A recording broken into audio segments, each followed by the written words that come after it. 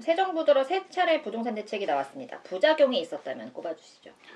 저는 이제 실거주자들이 가장 피해를 봤다라고 생각을 하는데, 이사를 그동안 많이 못했어요. 2022년도 이후부터 한 3년 동안 여러 가지 좀 침체장도 있고 시장도 안 좋다 보니까 못 갔었는데 2024년도, 5년도에 조금 올라오기 시작했거든요. 그래서 이제 자금 계획이라는 걸 세워서 이사를 가려고 했었습니다. 근데 보통 자금 계획이라고 하는 것이 기존에 있던 뭐 전세금이든 종잣돈에다가 대출을 받을 수 있는 금액들을 더해서 자기가 가고 싶은 최상급 입지를 갈 수 있었던 것들이었었거든요.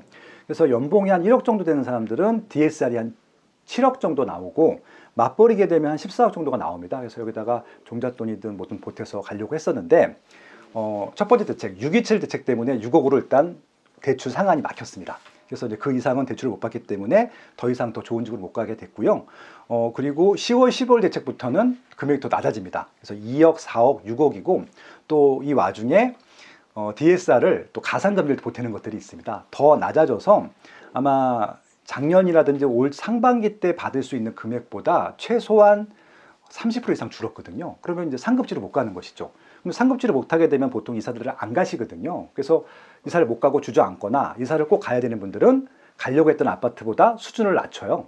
그래서 이제 신축 가려고 했던 분들이 구축으로 가거나 뭐 심지어는 다세대 빌라로 가거나, 그래서 결국은 이사의 질이 좀, 삶의 질이 좀 낮아진 것들이 이번 세 번에 걸친 규제 정책의 가장 큰 문제점이다라고 좀 평가하고 싶습니다. 정말 이런 말씀해주신 뭐 거주 이전의 자유가 침해를 받고 뭐 여러 가지 좀 권리들이 많이 침해당했다 이런 뜻으로 이제 해석이 되는데, 네. 이런 부작용이 좀 내년에도 지속될 것이라고 보이시는지. 아마 더 강화되면 강화되지 완화될 것 같지는 않아요. 그래서 이제 토지거래 허가구역이라고 하는 것들도 있는데, 이번에 이제 여러 가지 비판도 들으셨겠지만 기준 조건이 안 되는 지역들까지 다 포함이 됐었거든요. 경기도는 말할 것도 없고 서울에서도 뭐 노도강, 금강구, 중랑구 이런 지역들은 실제 인플레 이상 올라가는커녕 마이너스가 된 지역들도 있거든요. 연간으로 따지게 되면은 이런 지역들 같은 경우는 가뜩이나 집도 안 팔리고 이사도 못 가고 있었는데 갭을 끼고 전세를 끼고는 팔 수도 없는 상황이 됐기 때문에 이사를 더 못 가는 거죠. 집을 더 못 파는 상황이 되기 때문에 굉장히 이사에 대한 고통은 가중되고 있다라고 봐주시면 될 것 같고, 제일 좀 안타까운 층들이 뭐냐면은 집을 분양받으신 분들이 있어요. 그러면 기존 집을 팔아서 판 돈으로 잔금을 쳐야 되는데 이분들 중에서는 굉장히 좀 심각하게 문제가 겪는 경우도 생길 것 같아요. 근데 아무리 봐도 내년에 집값이 하락할 가능성보다는 오히려 집값 상승 지역이 확대될 가능성이 높거든요. 그럼 규제가 강화되면 강화되지 완화될 것 같지는 않단 말이죠. 그러면은 내년에는 아마 이런 고통들이 더 심해지지 않을까라는 것들로 예상이 됩니다. 자, 그럼 말씀해주신 이 토지거래 허가구역 마침 또 이제 좀 해제 가능성이 좀 거론되고 있는데 좀 진짜 해제가 될 수 있을지 궁금합니다. 일단은 서울시에서도 요청을 했어요. 이것 때문에 실제 이사를 못 가고 있다라고 요청을 했고, 경기도 같은 경우는 우린 서울도 아니고 규제를 굳이 받을 필요도 없는데 왜 지적을 하느냐, 이런 요청들도 지자체장들, 심지어는 같은 민주당 소속의 지자체장님들도 다 이렇게 신청을 한 상태인데 거의 듣고 있지 않아요. 그래서 아마 오히려 이것 때문에 비규제 지역이었다가 시세가 반사익으로 혹은 풍선효과로 올라간 지역들을 더 규제적으로 지정하겠다라고 하는 얘기만 나왔거든요. 예를 들어서 구리라든지 화성 동탄이라든지 해제 지역들은 계속 아마 요청을 할 텐데 일단 내년 초반이 되어야 될 것 같고요. 문제는 뭐냐면은 이 지역들을 풀어준다고 했을 때 과연 뭐 분위기가 반전이 될 것이냐, 그렇진 또 않을 것 같긴 하거든요. 그래서 아마 정부도 굳이 뭐 여러 가지 뭐 완화책이 나온다 하더라도 상황이 좋아지지 않을 지역들을 풀어줄 필요가 있겠느냐는 고민을 하는 것 같고요. 오히려 올라가는 지역들을 못 올라가게 하는 모습들을 보여줌으로써 다른 지역한테 어떻게 보면 그런 것들, 우린 열심히 부동산 시장을 안정화하고 있다라는 모습들만 보여주려고 하는 것 같아요. 그래서 해제 얘기는 지자체에서 요구해서 나오긴 하지만 위에서 거꾸로 내려온 적은 없거든요. 해제하겠다는 의지를 보여준 적도 없고, 아무래도 뭐 내년에도 이 규제 정국은 계속 지속될 것 같다라고 예측을 하고 있습니다. 그럼 반대로 만약에 해제를 했을 때 좀 네. 올해처럼 그렇게 갑자기 급등하거나 이런 부작용이 또 나타날 가능성은 혹시 없을까요? 지금 실거주 시장이거든요. 투자 수요가 있어서 막 투자층들이 올라오게 되면은 부정이 발생할 수 있을 것 같긴 한데 그럴 가능성은 없고요. 해제를 한다 하더라도 센 지역들을 해제하면 그런 적이 나겠죠. 올해 2월 달에 서울시에서 이제 송파구하고 강남구에 있는 4개 동을 해제한 적이 있었어요. 그때 이제 제일 대표적인 적이 잠실이었었는데 엘스 레센츠가 막 거래량이 급증을 합니다. 서울 분들이 산 게 아니라 지방 분들이 막 상경해서 샀거든요. 근데 그 입지는 거의 강남 상구라고 하는 최상급 입지예요. 그래서 SS를 파킹한다고 하는데 가장 상급지로 가려고 하는 그 욕망이 많은 지역들을 풀었을 때는 그런 좀 반사이익이라든지 거래량이 급증하고 시세가 올라가는 그런 결과들이 나올 텐데 지금 해제를 검토하고 있는 지역들은 대부분 입지가 나쁜 지역들이거든요. 예를 들어서 좀 이런 얘기가 좀 죄송하긴 하지만 노도강, 금강구, 중랑구는요 경기도의 웬만한 지역보다 경쟁력이 떨어져요. 그렇죠. 그러니까 예를 들어서 노도강보다는 뭐 구리시나 남양주나 의정부가 더 인기가 많거든요. 새 아파트들이. 그래서 여기는 해제한다 하더라도 뭐 가격이 올라가거나 그러지는 않을 것 같아요. 물론 이제 거기도 정비 사업이라든지 새 아파트가 있을 텐데 그런 거 몇몇 아파트 빼고는 전반적인 대부분 아파트는 영향이 없을 것으로 일단 보이고요. 마찬가지로 밑에 이제 구로구나 금천구 이런 지역들은 좀 입지가 수요가 많지는 않거든요. 오히려 이제 뭐 광명이라든지 뭐 평촌이라든지 이런 데들은 오히려 반사이익을 받을 수 있을 텐데 서울서 좀 풀려고 했던 입지들에는 굳이 뭐 해제를 한다 하더라도 시세가 많이 올라가거나 문제가 생기거나 그럴 것 같지는 않아요. 자, 근데 이제 새 정부의 그 대책이 지금 3번 나왔잖아요. 분명히 그 중에 이제 97 대책, 공급 대책도 있었단 말이죠. 네. 그런데 왜 이렇게 수요자는 이런, 물론 수요자라서 그런 것 같지만 네. 왜 시장 참여자들은 이렇게 수요 대책에만 조금 반응을 더 강하게 하는 것인지 그게 궁금합니다. 만약에 진심으로 공급 대책이 공급 대책이었으면 반응을 했을 거예요. 공급 대책으로 반응한 적이 몇 번 있었는데 노태우 대통령 때 전국에 200만 호 그리고 이제 1기 신도시 35만 호 공급할 땐 반응이 있었었고요. 그리고 이명박 대통령 때 보금자리 주택 했을 때는 반응이 있었습니다. 근데 그 외에는 반응이 전혀 없었는데 그 이유 중에 하나가 발표만 하고 실제 입주로 연결되는 것들이 상당한 시간이 걸렸거든요. 그런데 이게 처음에 한두 번은 믿었어요. 근데 몇 번 학습 효과가 있다 보니까 실제 공급이 안 되는 것들을 이제 본능적으로 알았던 것들이죠. 그래서 97 대책이 공급 대책인데 97 대책에 이제 5가지 카테고리가 있습니다. 1, 2, 3이 공급 대책이고 4번, 5번은 또 여전히 규제 대책이 나왔었거든요. 근데 1번, 2번, 3번 항목만 정리를 해보게 되면은 결론이 한 줄로 요약하면은 135만 채를 수도권에 착공하겠대요. 입주도 아니고 착공인데 이것도 목표입니다. 대부분 목표는 달성 못 하거든요. 근데 착공도 달성 못 하는 것들이잖아요. 그러면 결국은 이제 소비자들은 어떻게 생각하냐면은 2030년까지는 입주할 물량이 없구나. 그래서 정말 놀랍게도 6.27 대책이나 10월 15일 대책은 대책을 발표하고 한동안은 거래량이 줄었거든요. 97 대책은 발표한 날부터 가격이 올라갔어요. 더 올랐어요. 왜? 뚜껑을 깠는데 물량 없대는데 이렇게 나오는 거죠. 그래서 결국은 지금처럼 그냥 발표만 하는 형식적인 공급 대책으로서는 효과가 없는 것들이고요. 아마 그 12월 달에 한 번 더 대책이 나올 텐데 공급 대책이 나올 겁니다. 제가 이거는 대책을 전혀 모르는데 예측을 100% 맞출 수 있어요. 어떤 얘기가 나올 거냐면은 유휴부지, 공공부지, 그리고 3기 신도시 부지 뭐 용적률을 올린다 이런 얘기 나올 거거든요. 지금까지 매번 나왔던 공급 대책의 재탕이에요. 새로운 게 하나도 없어. 새로운 아이디어들이 없어요. 그래서 아마 이번 공급책 나와도 시장에 영향을 주기는 어려울 것이다 말씀을 드리는 것들이고요. 차라리 이렇게 그냥 매번 반복되는 똑같은 입지에 똑같은 공급 대책 말고 재건축 재개발을 조금 더 속도를 빨라지게 해주겠다라든지 완화해주겠다든지 아니면 차라리 기존에 있는 공공부지들을 착공하겠다라고 그냥 선언을 해버리면 좋을 것 같아요. 그렇게 하지 않고서는 지금 나오는 정부에서 발표하겠다고 하는 뭐 지금 준비를 많이 했다라고 하는 대책 갖고는 뻔한 대책 갖고는 전혀 효과가 없을 것이다. 그렇게 예측을 합니다. 그러면 정말 벌써부터 지금 이 입주 대란, 뭐 이렇게 매물 잠김 이런 현상들이 걱정이 되는데 지금 그러면 내년이 또 봄 이제 이사철이잖아요. 또 이렇게 은행 대출 같은 경우도 이제 올해 잠긴 것들이 내년에 좀 풀어준다 이렇게 얘기가 나오고 그럼 내년 봄 이사철에는 좀 이렇게 역대급 정말 전에 볼 수 없었던 이런 현상이 나타날 것 같은데 좀 어떻게 생각하세요? 그러니까 이미 벌어졌는데 이게 잘 안 보여요. 안 보이는 이유를 말씀드리면은 최근에 이런 기사들 많이 보셨을 텐데 전세의 월세화. 이게 전세하고 월세가 크게 다른 게 월세는 숫자가 작아 보여요. 근데 전세 금액이 올라갈 때는 전세가 막 폭등하고 있다라는 것들로 이제 인식이 되는데 전세 월세가 뭐냐면은 지금 이제 전세 보증금을 올려줘야 돼요. 어저께도 이제 한 제 후배가 와서 서울에 이제 모 아파트를 갖고 있는데 본인은 이제 그 애들 학교 때문에 목동에 전세 살고 있고 서울에 이제 뉴타운 지역의 아파트를 갖고 있는데 이게 이제 2+2가 다 소진이 돼서 임차인이 나가야 되는데 나가야 되는 이유가 2억이 올랐대요. 전세금이. 근데 일반 직장인들이 2년 만에 2억을 어떻게 올려줘요? 그래서 나가는 것들인데, 그러면 이제 제 친구가 뭐라고 제안했냐면은, 그럼 전체 보증금을 올려주지 말고 한 몇십만 원을 달라고, 월세로 반전세라고 하는 것이죠.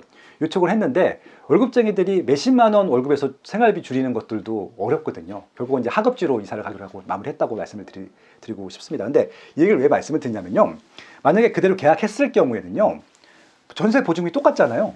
그럼 전세 금액이 안 올라간 것처럼 보여요.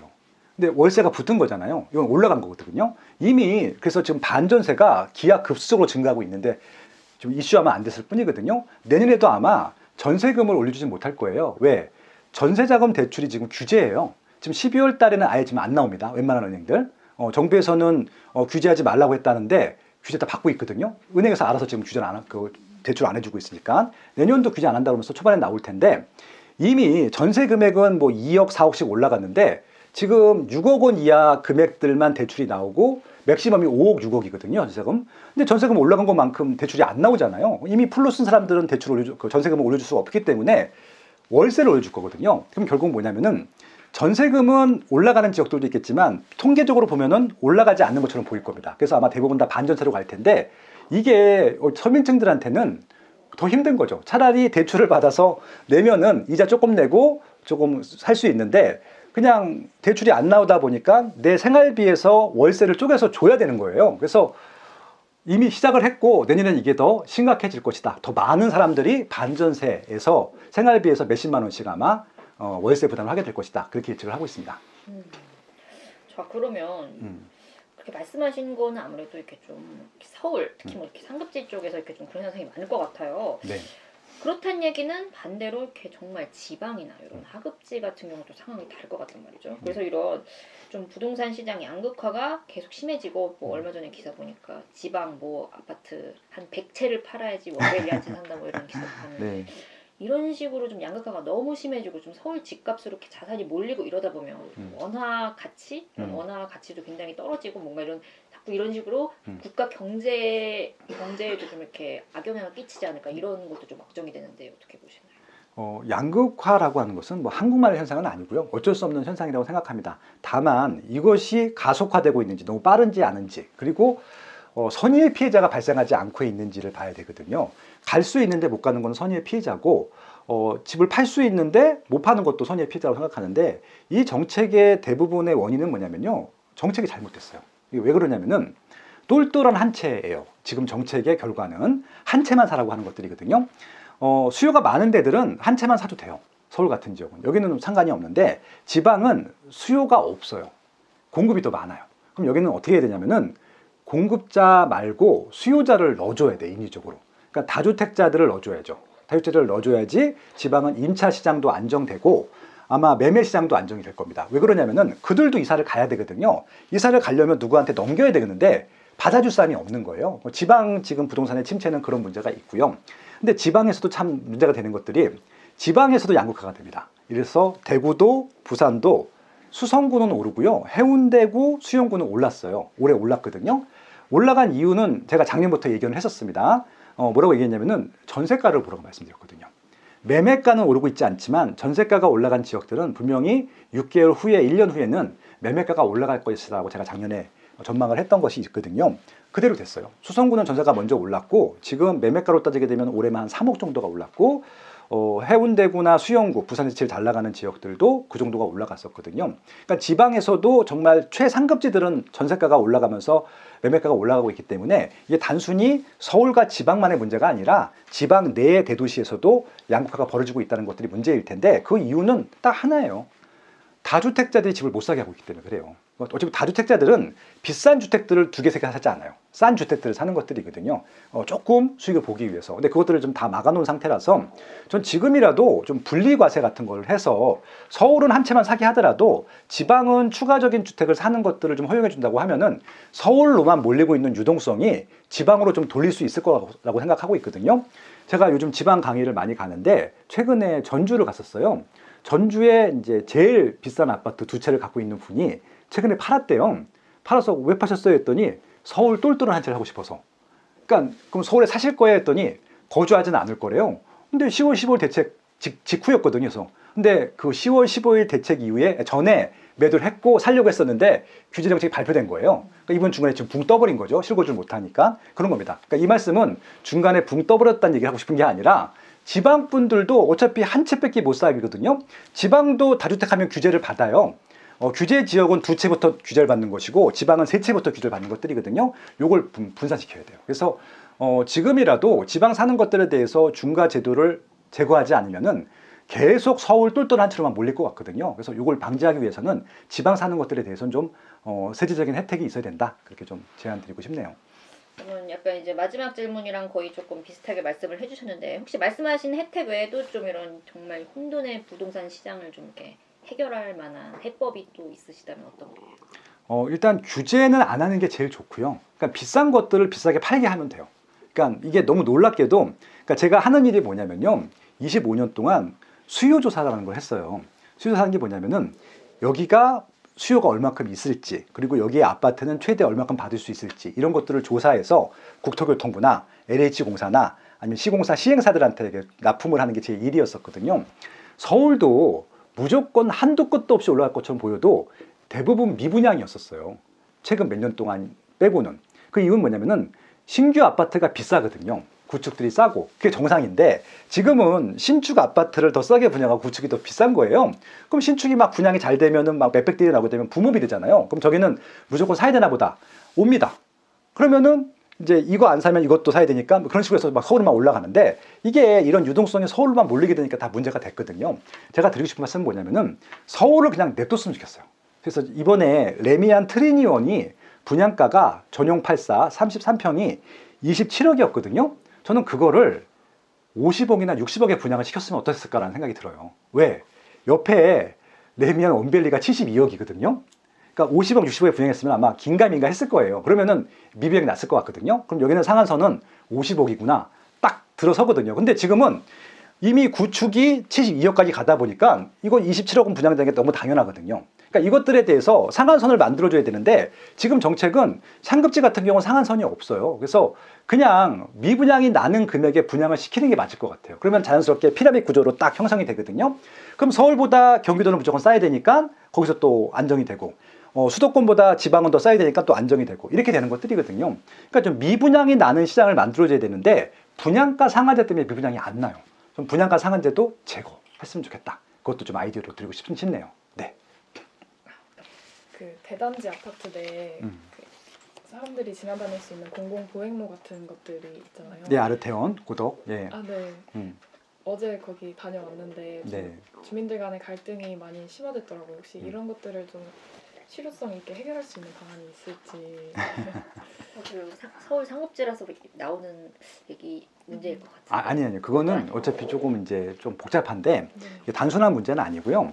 이게 그 공공보행로를 애초에 고독 3단지가 재건축할 때 먼저 제안을 했어요. 왜냐면은 공공기여를 많이 해야지 뭐 용적률이든 뭐 인허다든 혜택을 주거든요. 그래서 네. 일단은 재건축을 빨리 진행할 목적으로 일단 진행했기 때문에 솔직히 고독 아르테온 입주민들은 할 말은 없어요. 근데 불편하죠. 왜 그러냐면은 단지 외부 사람들이 들어와서 단지 내부에 있는 물건들을 써요. 뭐 쓰는 것들은 문제가 안 되는데 망가져. 쓰레기를 버리고 어지럽히고 그리고 이제 거기는 걸어다니는 공간인데 말 그대로 보행교인데 자전거를 타고 인라인을 타고 킥보드를 타고 이런단 말이죠. 그러면 사고가 나면은 그냥 단지 입주민들 손해잖아요. 근데 그때 외지 사람들이야. 그럼 더 화가 나는 것들이죠. 그래서 저는 이런 형태들, 그러니까 공공기여, 뭐 기부찬압 이런 형태들을요, 단지 내에다가 하게 하지 말고 차라리 그냥 현찰을 주게 하는 게 맞을 것 같아요. 이게 무슨 얘기냐면은, 최근에 이슈가 됐던 것도 단지 중에 하나 중에 뭐냐면은, 잠실주공 5단지가 있어요. 거기 맨 앞동에 임대동을 하라고 한 거예요. 한강변에. 거기는 한강변하고 한강변 뒷동은요, 거의 지금 그 정도 아파트면 5억에서 10억 차이 나거든요. 그걸 차라리 비싸게 분양시키고, 비싸게 분양시킨 만큼 정부가 갖고 가는 거예요, 그냥. 그것도 거기 임대 아파트를 넣지 말고 그 돈으로 지금 정부나 지자체가 그렇게 자랑하는 유휴부지들이 있거든요. 그거 개발 못하는 이유는 딱 하나예요. 돈이 없어요. 그 돈으로 개발시키면 되거든요. 그러면 임대 아파트도 공짜로 만들고 거기는 거기대로 나름대로 프라이빗하게 쓸 수 있고 그런 것들이거든요. 그래서 아까 아르테온 문제에서도 공공보행교를 단지 한가운데로 가르지 말고 거기는 그냥 입주민들끼리 쓰게 하고 요 땅값만큼 내라고 하면 기꺼이 냈을 것 같다는 생각 들어요. 예, 혜택은 다 주고. 그래서 뭔가 실질적으로 단지도 윈, 그 다음에 이 서울시나 정부도 윈, 이렇게 윈이나 전략을 짜야 되는데 이분들은 엉뚱한 수요설 믹스라는 환상이 있어갖고 무조건 단지 안에다 뭐든지 다 만들려고 그래요. 그래서 뭐 노인 뭐 그런 복지시설도 단지 한가운데. 그게 단지 한가운데 있어야 돼요. 끝에 있으면 되는 거지. 억지로 막 밀어 넣거든요. 그리고 임대 세대들도 한 동이 있는데 사이사이다 박아놓아요. 이게 왜 문제가 되냐면은 나중에 재건축을 못 해요. 지금 그 한강 그러니까 남산타운이라고 서울 중구에 이제 거기가 신사동일 겁니다. 지금 리모델링을 해야 되는데 거기는 별도 동인데도 주차장 같이 쓴다는 이유로 좀 분리를 못하고 리모델링 못하고 있거든요. 임대동 때문에. 근데 사이사이에 박아놓은 그 임대 세대들은 어떻게 재건축을 할 거야? 그렇잖아요. 예, 그래서 이건 나중에도 문제가 될 것 같거든요. 그래서 굳이 억지로 소셜 믹스를 섞어 놓기보다는 차라리 현물 보상을 받든지 아니면 특정 입지를 너네가 개발해라 라고 그냥 부담을 더 주는 형태로 하게 되면 서로 윈윈일 것 같거든요. 예를 들어서 이제 이번에 이제 그 목동선이라고 또 경전철이 있어요. 그걸 또 돈이 없어서 좀 착공도 못 하고 있는데 목동 14개 단지 보고 너네가 돈 다 낼 것 같거든요. 그렇게 하면 한 번 해결되잖아요. 근데 그거를 지금 안 하고 목동 14개 단지 안에다가 공공기여를 하고 계속 하고 있어요. 이런 것들이죠. 그래서 저는 좀 분리하고 오히려 현금 보상을 많이 갖고 가면 좋겠다라고 좀 생각을 하고 있습니다. 네. 감사합니다. 누구도 가르쳐 주지 않지만 꼭 해야 하는 일. 나에게 가장 가까이 있지만 멀게만 느껴지는 일. 남들보다 빠르게 시작하는 것이 유리한 일. 내가 하고 있는 일은 내 집 마련과 투자입니다. 교통망, 상가, 입지, 세금, 청약. 나는 이 모든 일을 스마트 튜브 경제 아카데미에서 시작하고 있습니다. 스마트 튜브 경제 아카데미.